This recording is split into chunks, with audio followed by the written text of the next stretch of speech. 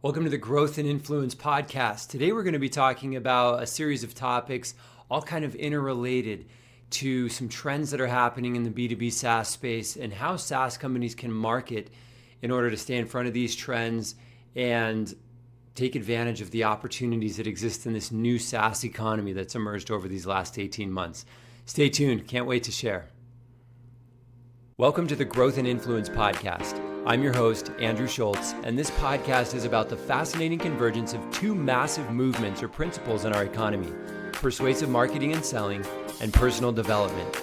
The principles that lead to personal growth and happiness are not always aligned with the principles of persuasive marketing, and yet almost anything that can serve people and the world has to be marketed.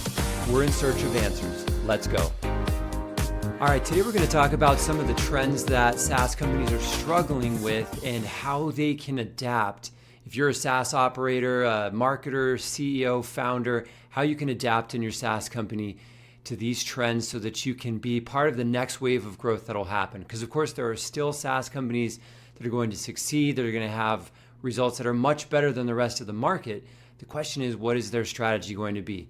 And of course, I don't have a crystal ball. I don't know these things for sure, but I'm seeing trends that I think are really important. And especially as from my perspective as a marketer who's starting a marketing agency over these last 18 months and looking for areas of opportunity, I think I have a unique perspective on what you should be paying attention to in the market today.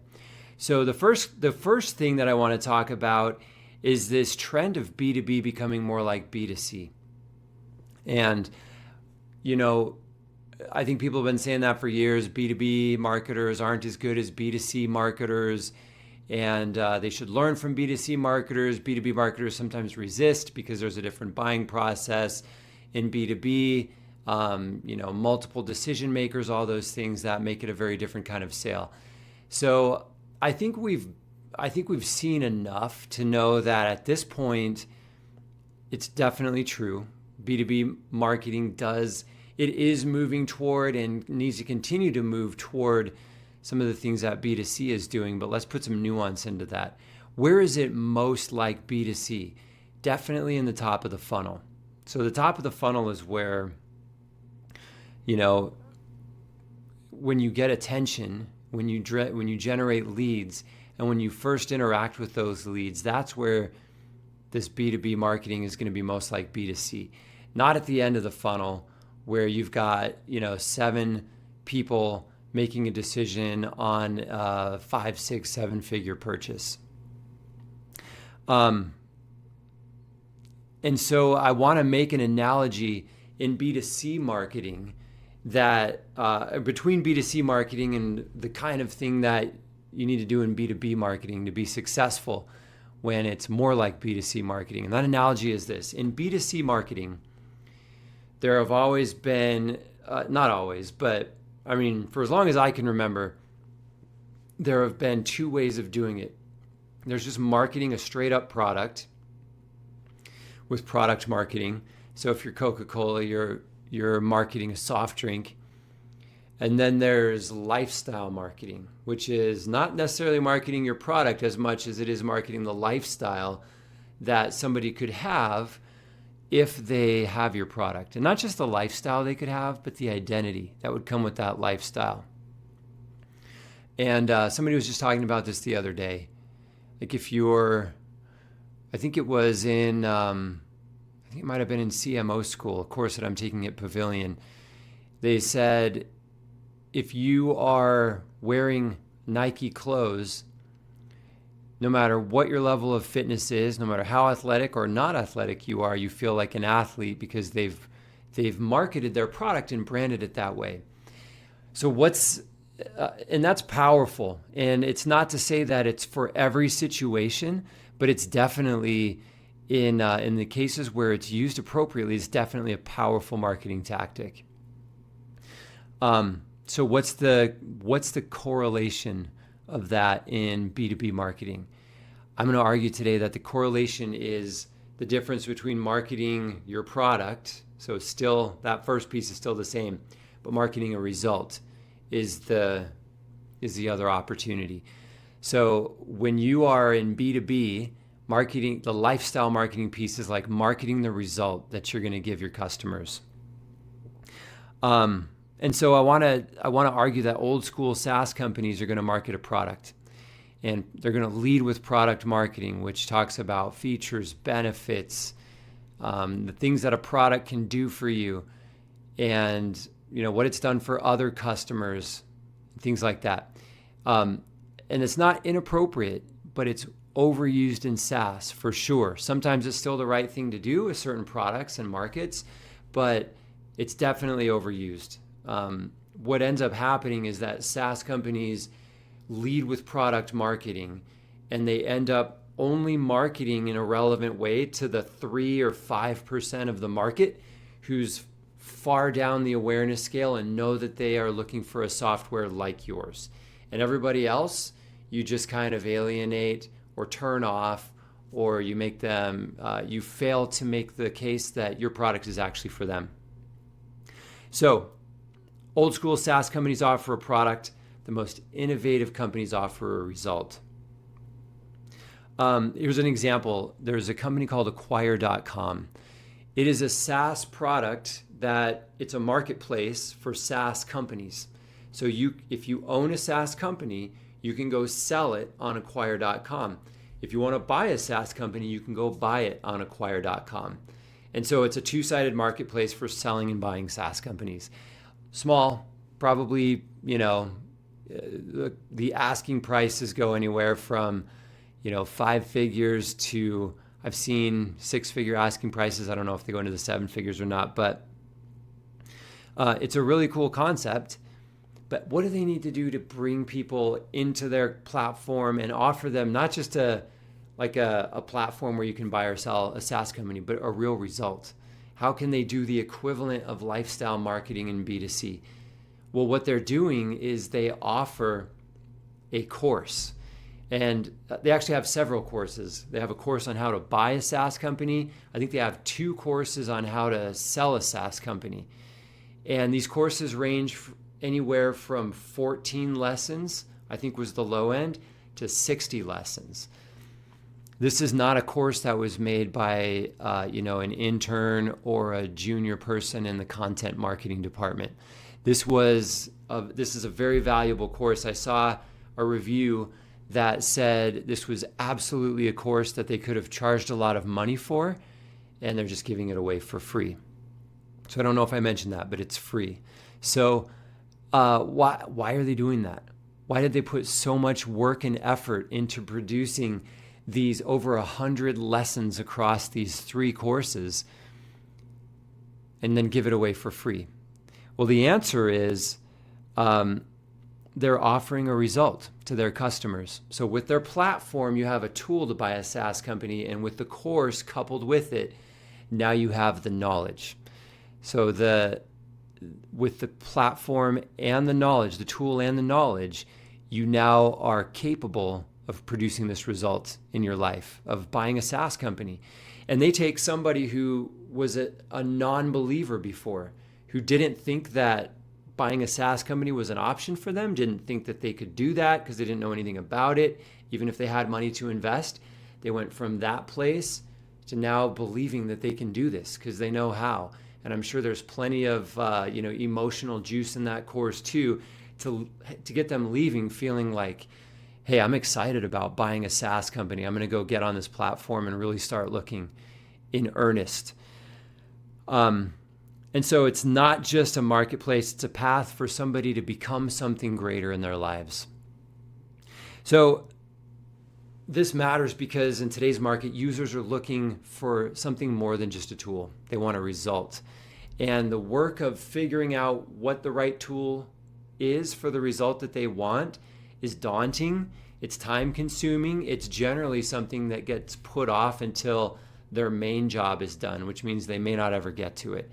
If you are offering them a result, you immediately identify what their pains and problems are in your marketing. You tell them, I get this, and here's the solution. I understand your problem, and I'm going to offer you a whole result, not just a software product that you can muddle around with and see if it's the right thing for your problem. So by aligning your product with a clear, transformative result, you move from the weak position of just offering somebody a SKU to the powerful position of a partner in the result they're trying to create in their lives. The second point that I want to make is that when you offer a result, that unlocks something else. It unlocks a whole new opportunity for you as a marketer. And that is to offer your customer a new identity. So, and SaaS companies have tried this before without offering a result. They've tried it while just offering a product. And it sounds something like, welcome to Tribely. Welcome to the Tribely family. You're a Tribely user now. Tribely's not a real product. I just made that up, but I don't think it is. But it doesn't resonate, and it rarely works. It only works when that company has enough market power that offering somebody a new identity as a user of the product actually increases that person's status. If you're in a position to make a decision about how a B2B SaaS company markets, and you're listening to this, I doubt you work at one of those large companies. I mean, Salesforce could do this. HubSpot was successful at doing this, for a time there.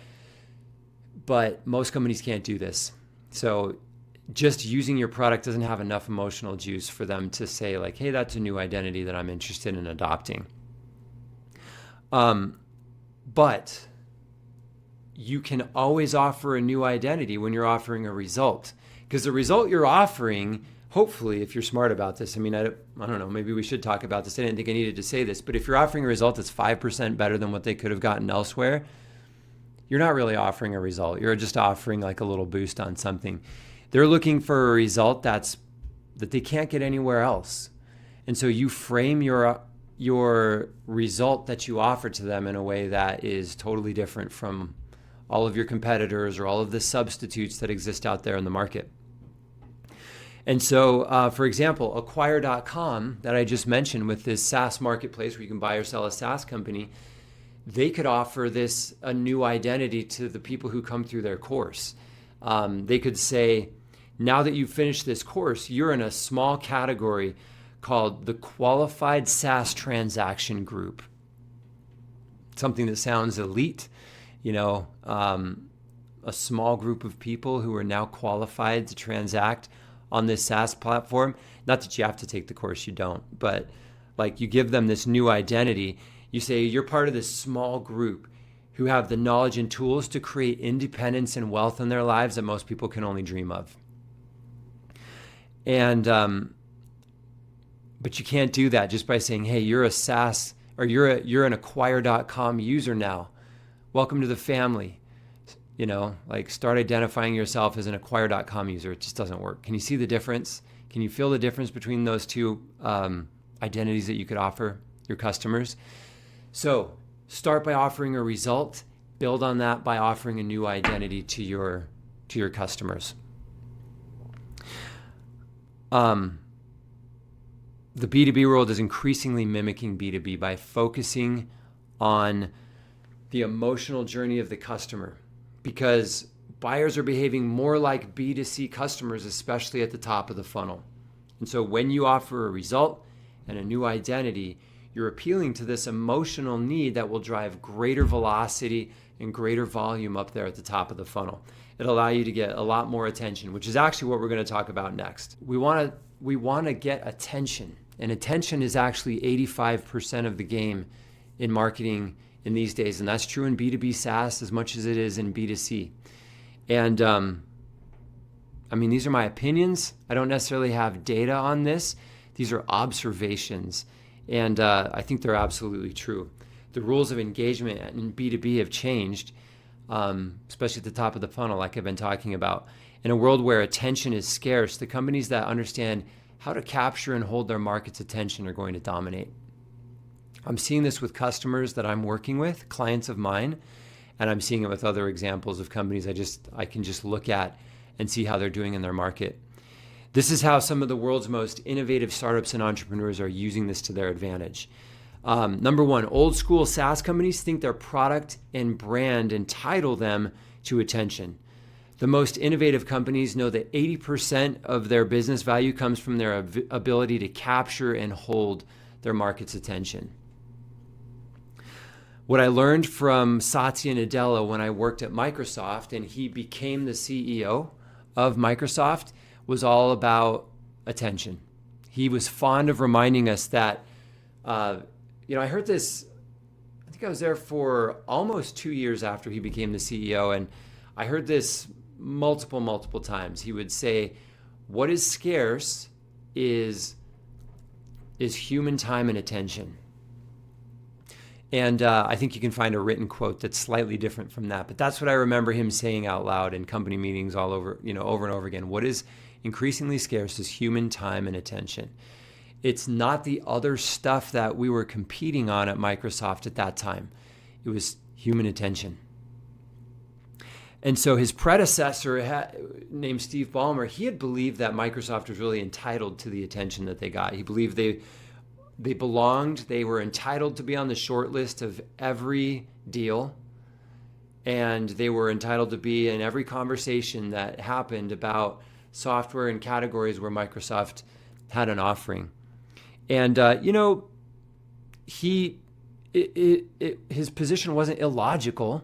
It wasn't like incorrect because of Microsoft's market presence. There was logic to it.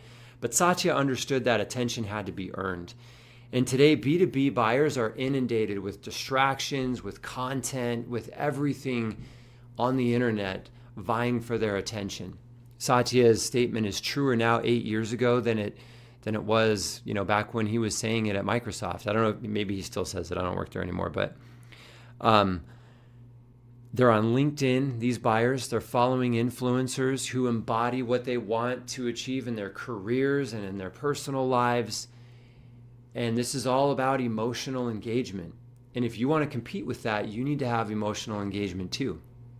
And so you need to not just answer a business need. The companies that thrive the most are going to be those that can emotionally engage these buyers, not just with product pitches, but with content that speaks to their deeper desires and needs and challenges. Okay, the second key here, emotional engagement, is the key to capturing and holding attention in today's business environment, which kind of segue into that. So traditional methods like marketing slicks and white papers are definitely losing their effectiveness. And I think if you're looking at the metrics on your site and you're using these things, I think your metrics will probably bear that out. What matters today is creating content that will connect emotionally with a buyer to fuel their journey through this top of the funnel, like I've been talking about. So the key to success in B2B is no longer just about the product. It's about capturing and holding attention throughout the entire engagement. You capture and hold attention through emotion. And if you can do that, then they're going to be emotionally tied to your product. They're going to feel indebted to you because in B2B, you're going to have to do this by giving them value. And that's what we're going to talk about next. So it's not just emotional content, of course. It's not, what's the word? We had a word we used to use when I was an English major for stuff that was just emotional for the sake of being emotional. That word is escaping me right now. Oh, it's overly sentimental. It's not just doing sentimental stuff. You're going to capture their emotions by, as I talked about in the first segment here, producing a result that they desperately want in their career, in their lives, in their jobs. That's how you give them a result, and that is emotional for them. Okay, so number 3, the third thing I want to talk about, the third kind of trend, is that in the transformed landscape of SaaS, the companies that are winning aren't just those that have the best products. Yeah, you may have a great product, but you might not be winning. They're the ones that share value, their best value, for free right up front in the customer journey. Okay, and they create the value before the sale even happens. And all of these three kind of tie together. This is how you help produce a result. I gave you the example of Acquire.com. We're going to come back to that in this segment.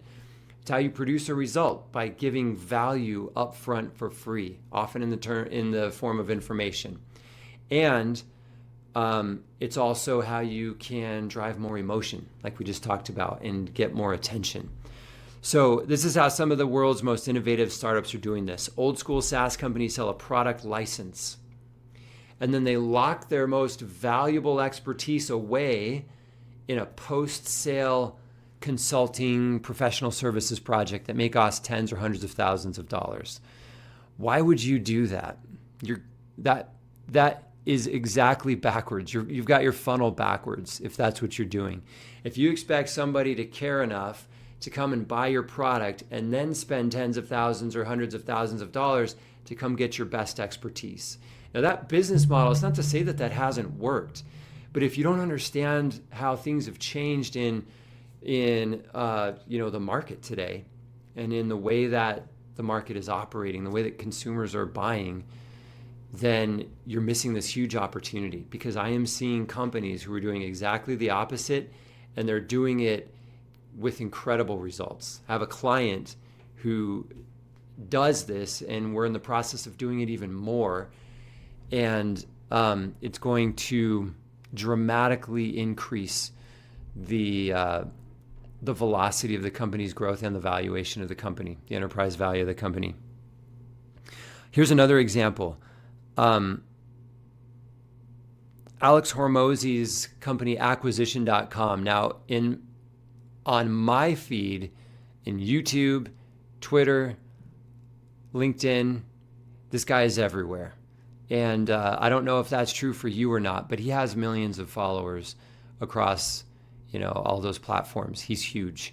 And I'll tell you his story. He went from being an info product marketer who successfully marketed info products to now owning acquisition.com. It's a private equity company that he founded with his wife.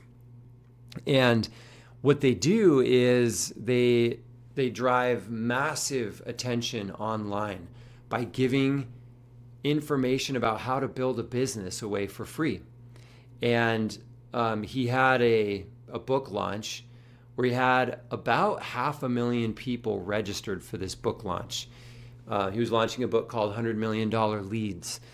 And it was his second book that he had launched in this $100 million series. He had $100 million offers before that. You can get both of the books for like $1 on Kindle. And you can get, on this book launch, he offered a course. And he built this course, info product marketing style. He came to the end, he's like, can I make you guys an offer if you want, some extra value than above and beyond what I've given you today? Everybody's like, yes, yes, yes. And he starts going through, I'm just guessing that's what happened. Actually, I wasn't on the webinar, but I heard about it. So he starts going through his offer. And he builds it up to a $12,000 value, this course. Teach you how to build your company. All these things will go deeper than we do in the books. And everybody on the webinar was kind of like, oh, he's just going to sell us this thing now. He gave us a free book, but he wants to sell us this course. He built up the value. You get this, it's worth this much. This, it's worth this much. This, it's worth this much. All for a total value of $12,000. But then he said, but I'm not going to charge you $12,000. As a matter of fact, I'm going to give it to you for free. And the place just exploded. And it was not something that he put together in a weekend. This was not a course that was written, again, by a junior content marketer in the content department who just makes content for the sake of making content. This was a course that he put a lot of work into and had a lot of really invaluable business building expertise that his market needed. All of the info product marketers were like, what is he doing? Why is he giving this away for free? Like all his old, kind of the people in his old space. How is he doing? Like, what's happening? Do we all have to give our courses away for free now? How are we going to make money? And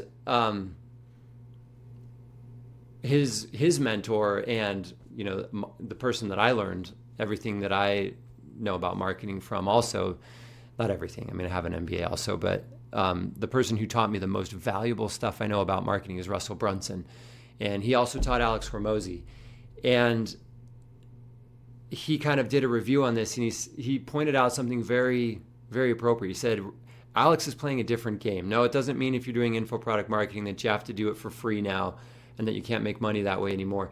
But Alex is playing a different game. He's giving away information, very valuable information for free in his books, which you can get for $1, and in the course, which is free, because he wants to build attention and he wants to share expertise to drive people into his offer of, let me come here, let me invest in your company, and I'll help you grow it.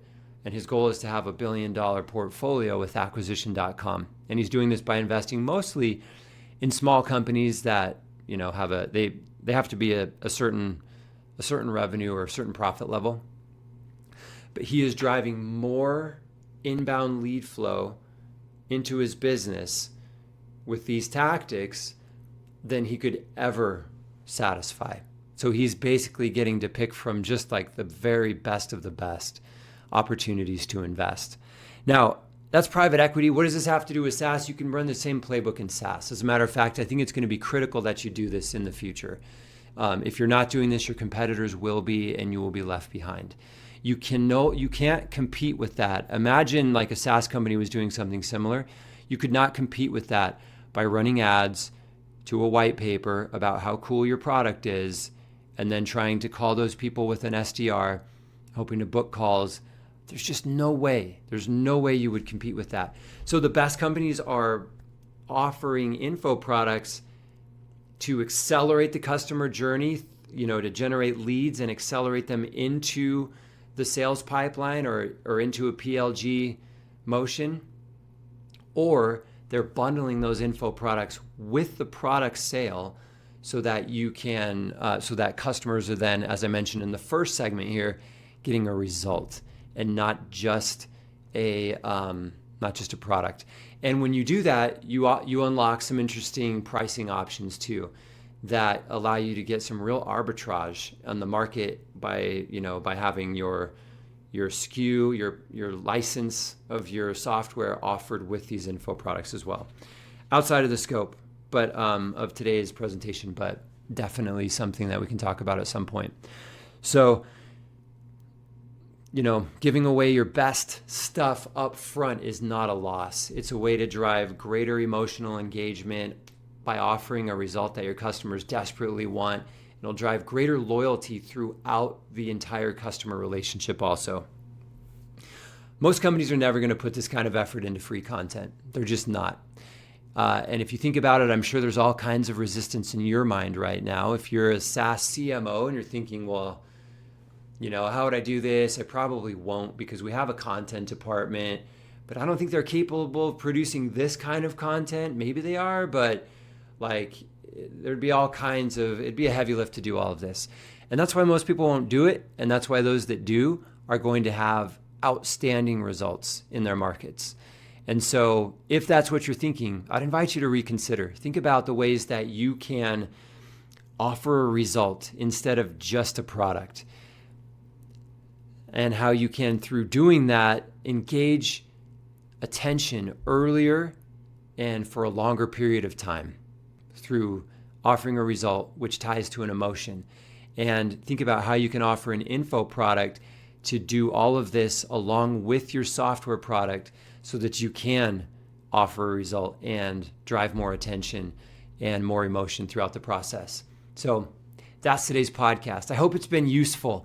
I'm really trying to put a lot of value into these podcasts for those of you who are listening. And if you find that it is valuable, I would ask that you please just give us a 5-star rating on the podcast app of your choice so that other people, this content will be surfaced to other people, and share it with your peers, your friends, your colleagues, other people who might benefit from what we're talking about here today. I'll keep pushing out this kind of content on a weekly basis. I'm excited that you're here and can't wait to see you next time on the Growth and Influence podcast.